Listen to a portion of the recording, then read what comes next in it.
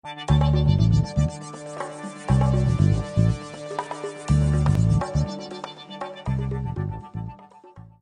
cette réparation, vous aurez besoin de la pièce détachée, d'un Isezamo, d'un tournevis Triwing, d'une pince Bruxelles, d'un outil spudger, d'un tournevis cruciforme, ainsi qu'un décapeur thermique ou un sèche-cheveux. Tous ces éléments disponibles sur notre site internet. Bonjour à tous et bienvenue aujourd'hui dans ce nouveau tutoriel de l'atelier high-tech. Nous allons voir comment remplacer le bloc écran, c'est-à-dire la vitre tactile ainsi que l'afficheur sur un iPhone 7 Plus dont la vitre est cassée ou l'afficheur ne s'allume plus. Pièce que vous retrouverez sur notre site internet www.atelierhightech.com, soit par une pièce d'origine comme celle-ci avec le support de la caméra prémonté sur notre écran, ou bien par une pièce générique Tiamma où il vous faudra récupérer le support de caméra pour mettre sur l'écran. Donc ces pièces seront disponibles sur notre site internet www.atelierhightech.com ainsi que les outils d'aide au démontage.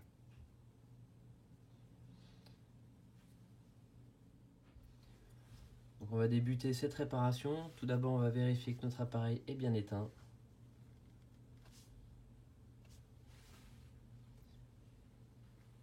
Alors il existe plusieurs méthodes pour ouvrir votre appareil, soit avec une ventouse ou soit avec un Isezamo. Donc tout dépendra de l'état de votre écran, s'il est fissuré, s'il est cassé en petits bouts partout ou s'il est tout simplement en très bon état et sans aucun défaut comme celui-ci.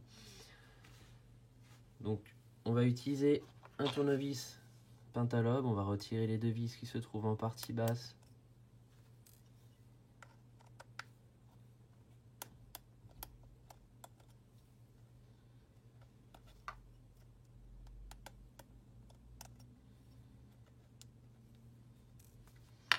On va très légèrement chauffer sur les côtés notre appareil.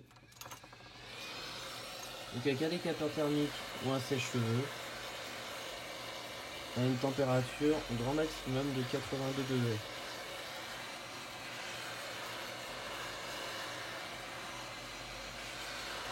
C'est vraiment pour ramollir le joint adhésif qui sert d'étanchéité qu'il y a tout autour.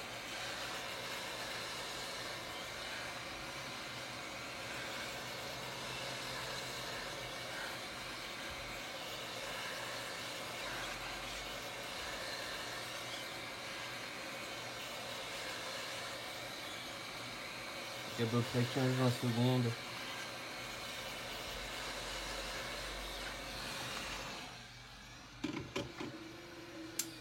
Voilà, comme je vous disais, donc plusieurs techniques. Soit on prend la technique de la ventouse.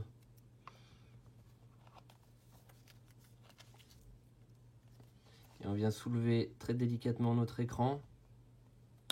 Donc moi je suis pas pour cette technique là. Je préfère tout simplement prendre un Isezamo. Donc il faut faire très attention pour éviter d'abîmer le châssis, de ne pas l'endommager, de le rayer sur le côté. On insère notre Isezamo entre la partie châssis et la partie écran, comme ceci. On vient soulever très légèrement, faire un tout petit jour comme celui-ci, puis prendre un petit levier en plastique pour insérer juste en dessous, comme ceci. Voilà. Une fois que vous avez fait ça, vous enlevez votre Isezamo. Vous n'avez plus qu'à continuer à décoller tout autour.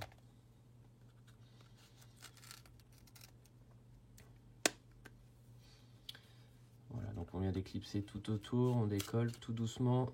On fait très attention, vous allez voir, les nappes se situent de ce côté-là, donc attention à ne pas les découper. Les nappes situées à droite et votre écran clipsé vers le haut.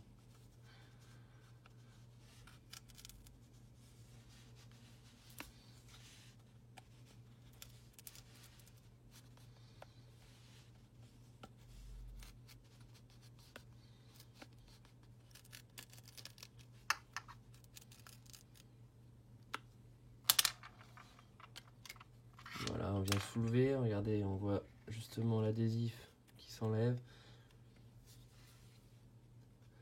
On fait très attention à ne pas couper les nappes de notre écran.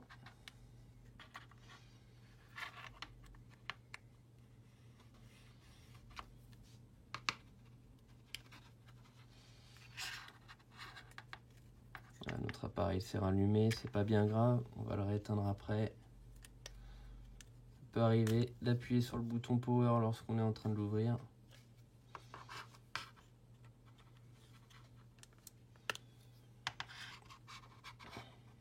Ça vous montre bien que ça ne détériore pas l'écran.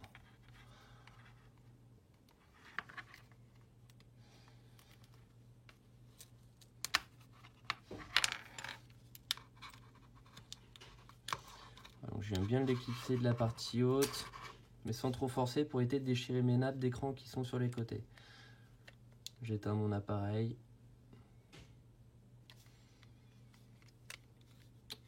Je mets mon téléphone face à moi sur le côté et je l'ouvre en portefeuille comme ceci, sans trop soulever non plus pour éviter de déchirer la nappe de mon FaceTime qui est ici.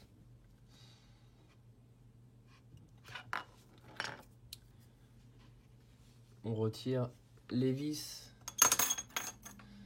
On va utiliser un tournevis Triwing et retirer les 4 vis qui maintiennent notre support de nappe d'écran. Donc on vient les répertorier sur un patron d'aide au démontage.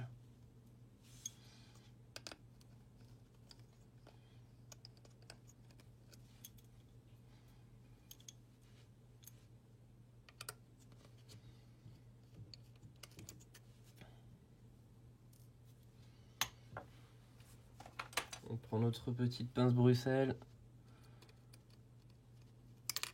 ceci, et on retire notre support.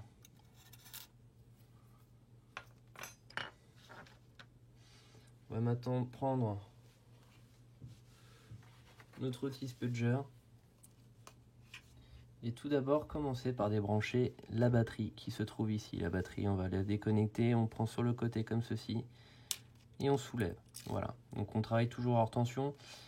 Le mieux, petite astuce en plus, on vient décharger le condensateur, on appuie sur le bouton power pendant 5 secondes. Voilà, comme ça on vient bien décharger toute la carte mère et on ne risque plus d'endommager nos composants. On va maintenant déconnecter l'écran.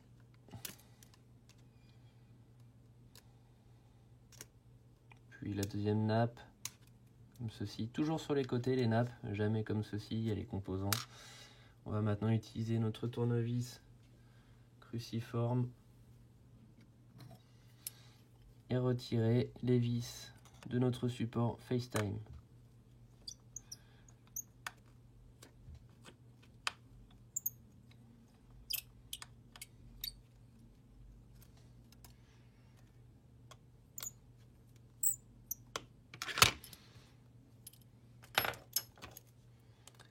Donc pour moi, il s'agit de vis Triwing.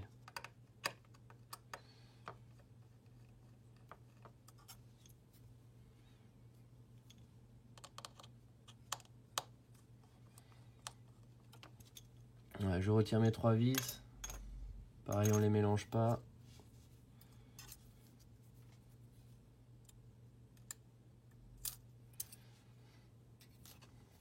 Notre outil spudger et on déconnecte notre FaceTime. Voilà, donc là on a retiré notre écran sans abîmer les nappes.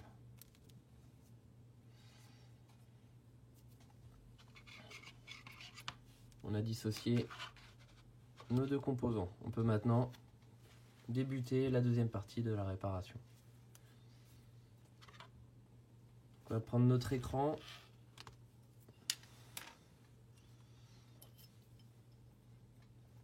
Et on va maintenant retirer toutes les vis qui se trouvent en partie basse, ainsi qu'en partie haute et sur les côtés de notre écran. Le but c'est de retirer tous nos éléments, donc c'est-à-dire le bouton Home qui est appairé à notre carte mère, c'est-à-dire que si vous abîmez le bouton Home lors du démontage, malheureusement votre téléphone est fichu. Pour le moment, avec les mises à jour Apple, vous ne pourrez plus le réutiliser. Donc faites très attention à cette partie-là. Puis décoller et retirer la nappe FaceTime qui se trouve en partie haute, qui est très fragile aussi, et qui demande un petit peu de gestuelle pour la décoller. Je vais vous montrer quelques techniques. Donc, tout d'abord, on retire les vis cruciformes qui se trouvent en partie haute.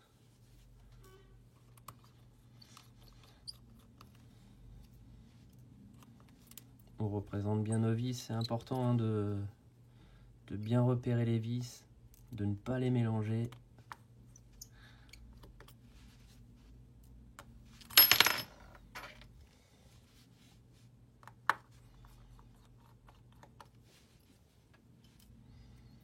Voilà, je soulève mon support.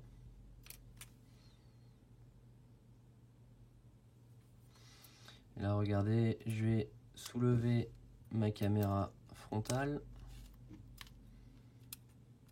et retirer mon écouteur interne. Et donc là, on arrive sur une partie assez fragile. Donc c'est ce que je vous disais tout à l'heure, avoir un petit peu de gestuelle, un peu technique. Il va falloir récupérer toute cette nappe. Cette nappe est collée sur le châssis en plastique noir qui se trouve ici. La petite nappe avec les contacteurs de notre écouteur, le capteur proximité.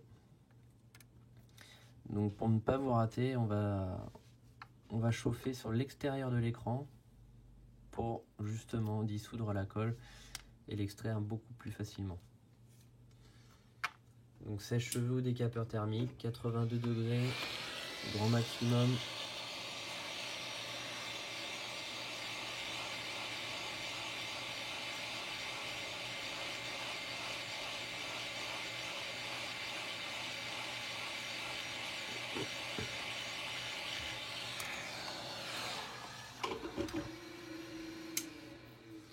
Voilà, donc là je vais utiliser ma pince Bruxelles et je vais passer juste en dessous de ma nappe, comme ceci, tout en faisant levier délicatement, sans la percer, sans la déchirer. Voilà, puis j'effectue la même chose sur la partie haute.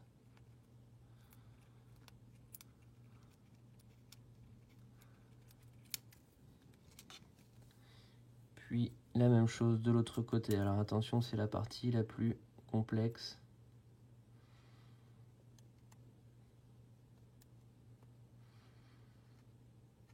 Je passe bien en dessous de ma nappe.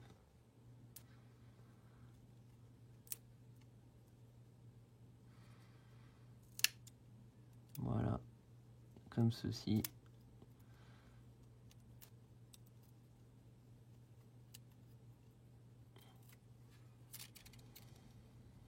Voilà. Généralement, c'est par rapport à ça qu'on se rate en fait. Vous avez cette partie-là qui se dessoude et qui se sépare, ce qui fait que votre capteur proximité est HS. C'est pour ça qu'il est important de le prendre en 3 fois. Première fois, on prend sur cette partie-là. Deuxième fois, on prend sur le capteur proximité. Et troisième fois, on passe en dessous de cette partie. Et là, vous êtes sûr de ne pas avoir endommagé votre pièce. On va récupérer le support de notre caméra comme ceci. Voilà. On va maintenant poursuivre la réparation. On utilise notre tournevis Tri-Wing, on retire les vis qui se trouvent de chaque côté de notre châssis. C'est là qu'il est important d'avoir un très bon tournevis Tri-Wing, car ce sont des vis et des pas de vis qui sont très fragiles. Si vous avez des tournevis qui sont de très mauvaise qualité, malheureusement vous allez détériorer les têtes de vis et ensuite vous allez galérer pour les démonter. Donc c'est important d'avoir au moins un tournevis Tri-Wing qui soit de bonne qualité, quitte à mettre un peu plus cher, mais au moins vous ne soyez pas embêté. On retire pareil les 4 vis Tri-Wing qui se trouvent en partie basse. Toujours pareil, on repère bien nos vis.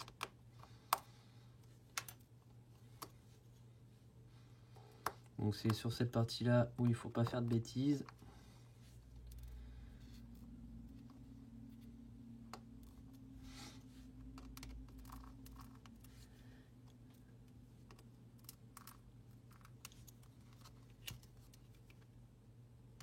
Là, on a une cruciforme.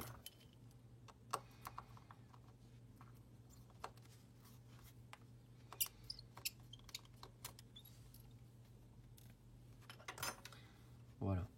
Je retire maintenant mon support. Non, il en manque une, pardon.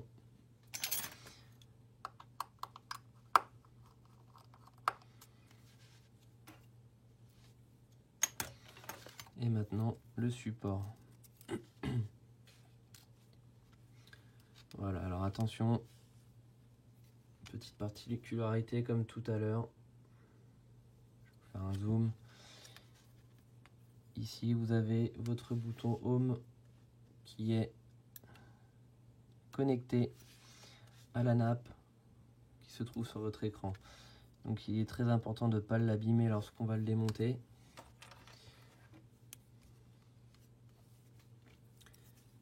Donc on va bloquer le milieu de notre connecteur avec le spudger et déconnecter comme ceci avec notre pince Bruxelles. C'est là où il faut faire très attention à ne pas endommager. Voilà. Et là, je déconnecte. Donc là, vous avez la nappe qui part vers le haut de notre écran. Et maintenant, vous devez décoller cette nappe qui rejoint le bouton Home sans la déchirer, sans la perforer. Et c'est là où c'est très important. Donc on chauffe bien sur l'extérieur une nouvelle fois.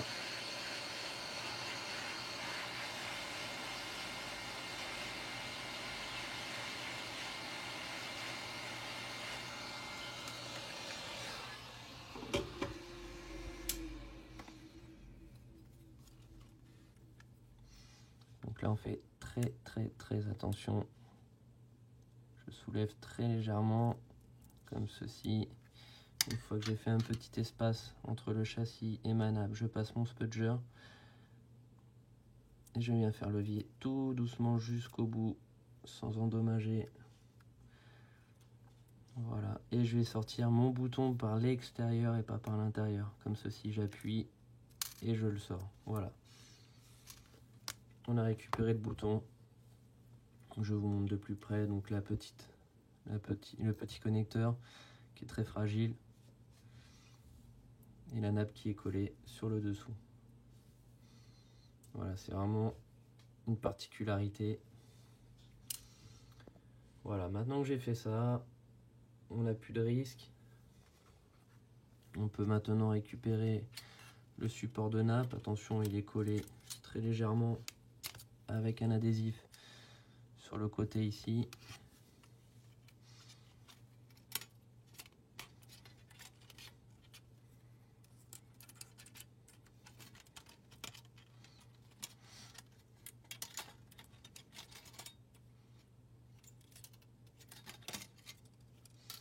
Voilà, j'ai extrait mon ancien écran.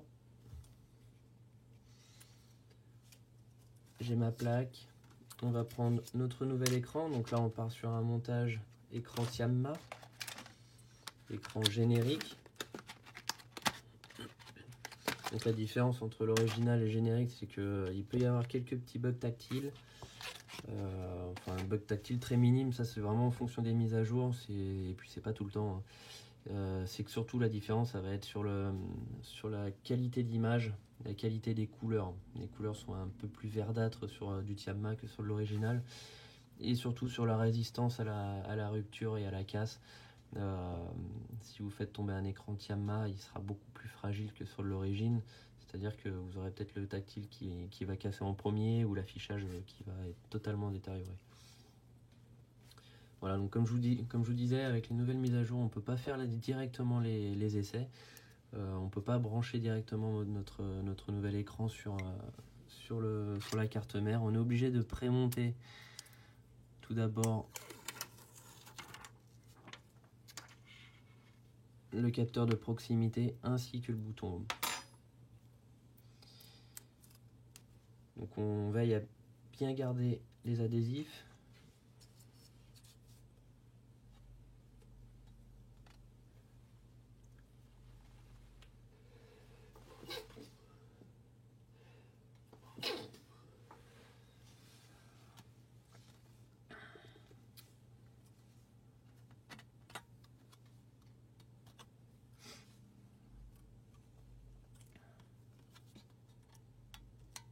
Ça, on peut le retirer.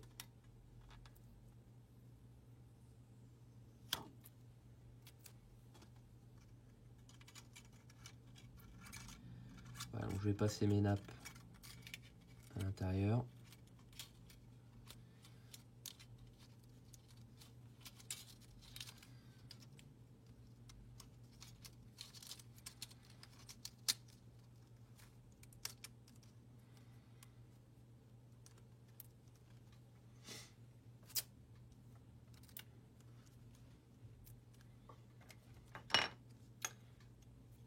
Je vais maintenir ma plaque arrière tout de suite avec mes vis sur les côtés.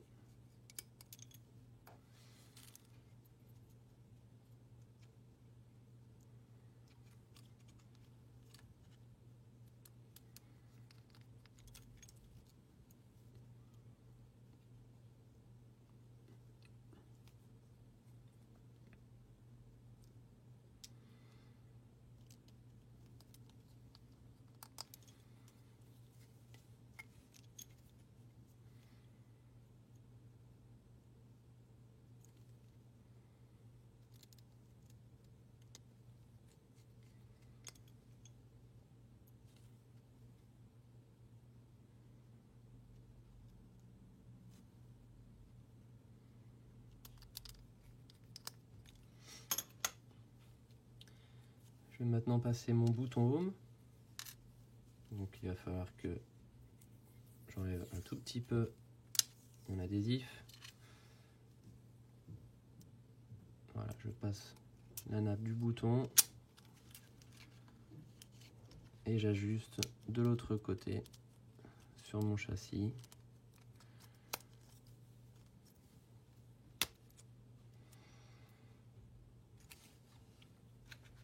On soulève la nappe qui vient de l'écran. Hop.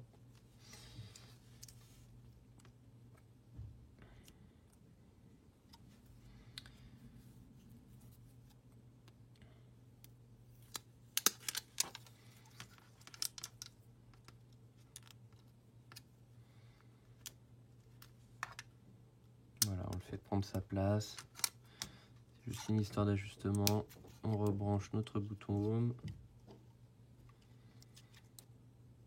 Donc on ne force pas, il faut vraiment être pile poil en face. Voilà, comme ceci.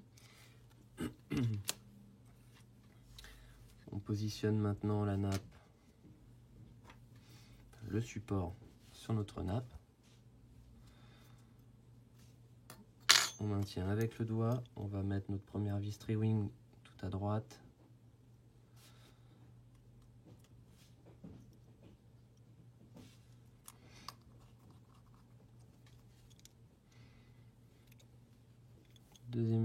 Deuxième vis tri-wing. La troisième.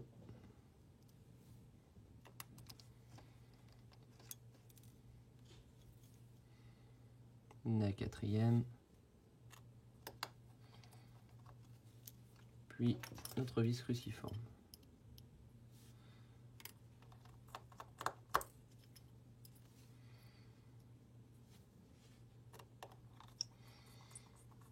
Et donc là, nous avons remonté toute la partie basse. On passe maintenant à notre partie haute, un peu plus délicate. Tout d'abord, on remet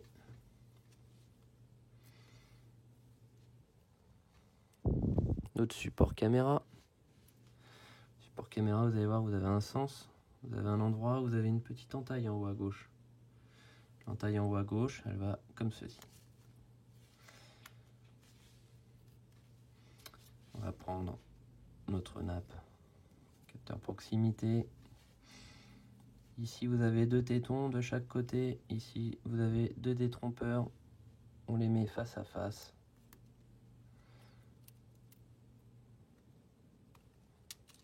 Et ensuite, vous allez voir, normalement, votre nappe est censée prendre sa place. Tout en maintenant celui-ci, elle prend logiquement sa place.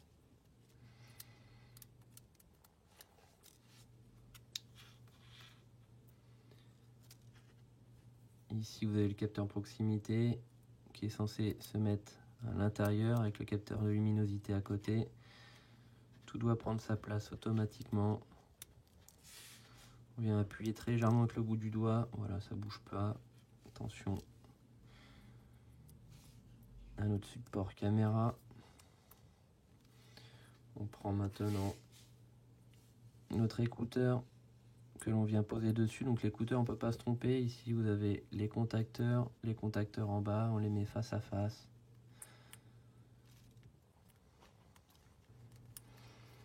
Voilà, on positionne. On appuie avec le bout du doigt. En attendant, on vient prendre le support que l'on vient positionner, faire glisser, qui vient prendre la place de notre doigt. Tournevis cruciforme et on remet nos vis. Celle de tout en haut à gauche dans un premier temps.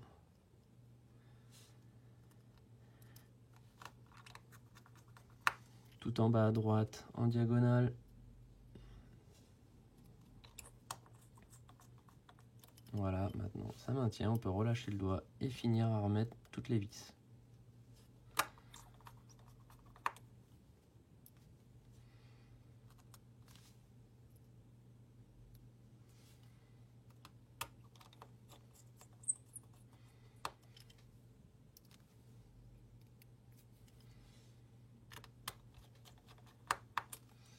Voilà, notre nouvel écran est remonté. On va pouvoir maintenant faire les essais de notre nouvelle pièce sur notre appareil. Donc tout d'abord, on vient mettre la nappe de notre FaceTime.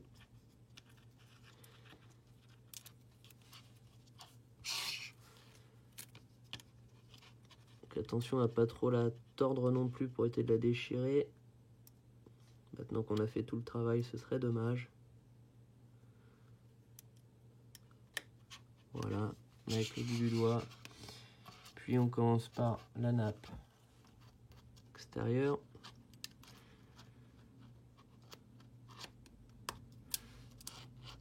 Notre seconde nappe.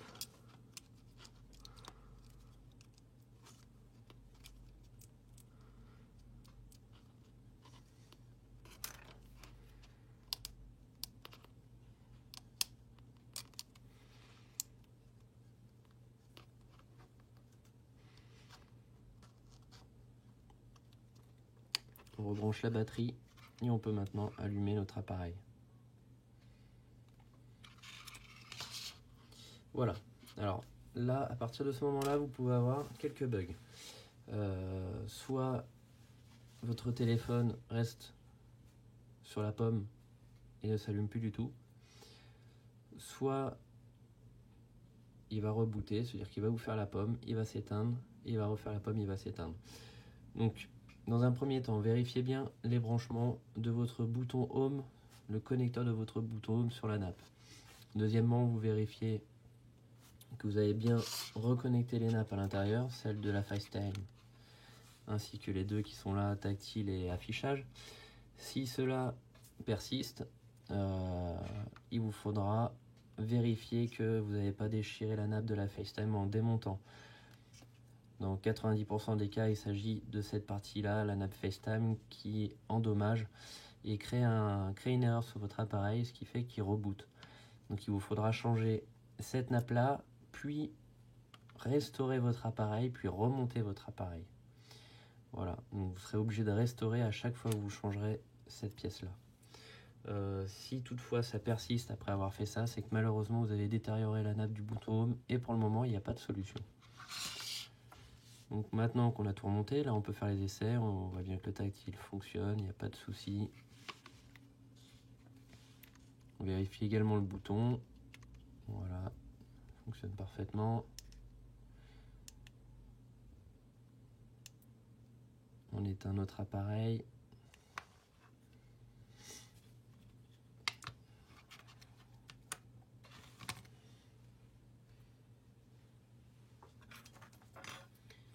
On déconnecte la batterie dans un premier temps. Comme tout à l'heure, on reste appuyé sur le bouton Power 5 secondes. Puis on poursuit avec les autres nappes.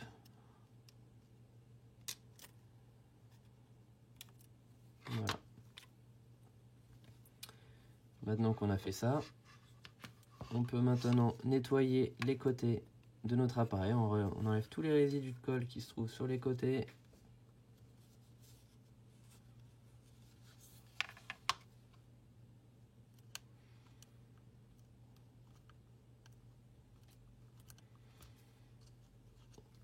Vous aurez la possibilité de remettre un joint d'étanchéité.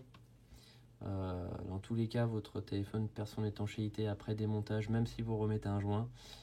Vous pourrez remettre un joint que vous retrouverez sur notre site internet qui vous permettra justement de stabiliser votre écran sur le châssis. Ça évite que celui-ci ne bouge et permet une résistance un peu plus accrue quand même. Voilà, donc on va maintenant procéder au remontage complet de l'appareil. Voilà, donc on va pouvoir maintenant remonter notre écran sur le châssis. Pour cela, on va tout d'abord connecter la nappe de notre FaceTime. Donc attention à ne pas la déchirer lorsque vous allez la connecter. Et avec le bout du doigt, on a juste face à face les deux connecteurs. Ceci.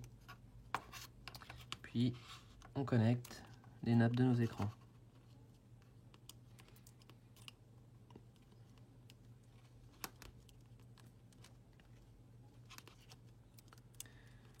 On connecte la batterie.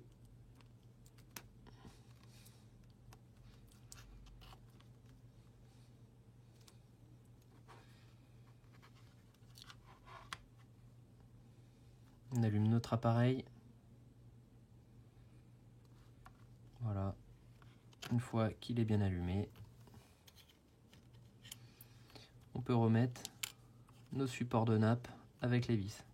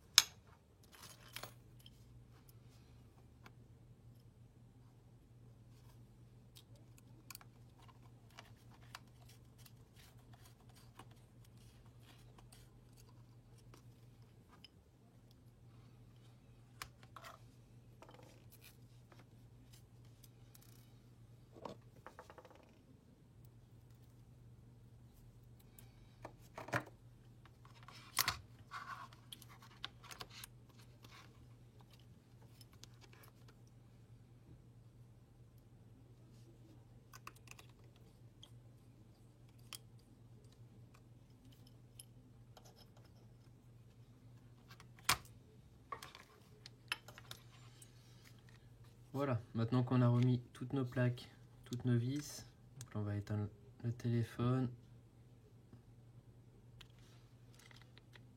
On va tout d'abord clipser la partie haute, puis clipser sur les côtés, comme ceci, notre appareil. On remet le rack carte SIM et on remet les deux vis Pentalobe de chaque côté de notre connecteur de charge.